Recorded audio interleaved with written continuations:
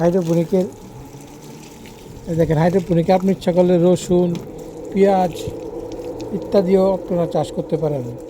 এই যে আমার রসুন গাছের ফুল চলে আসছে, রসুনের ফুল এই যে দেখেন, এই ফুল থেকে কিন্তু আবার বীজ হয়, যে বীজ দেখছেন, এই বীজ থেকে কিন্তু আবার আপনি চারা উৎপাদন করতে পারবেন।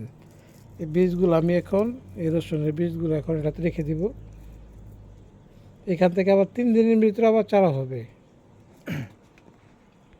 এই দেখেন, একদিন মাত্র পানি পায় নাই গাছ, এতেই কী অবস্থা। ধনিয়া, বিলাতি ধনিয়া, আমরা এটা বাংলাদেশ স্যুপ পাতা বলি আর কি, বাংলাদেশে কী বলে আমি জানি না।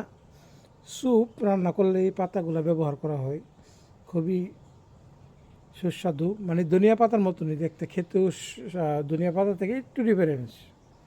তো হাইড্রোপনিকের যে সমস্যাটা প্রতিনিয়ত হয় সেটা হচ্ছে, যদি যে পাম্পগুলো আমরা ব্যবহার করি পানি দেওয়ার জন্য, এই পাম্প যদি কোনো কথায় একদিনের জন্য বন্ধ হয়ে যায়, তাহলে আপনার গাছ কিন্তু নষ্ট হয়ে যাবে।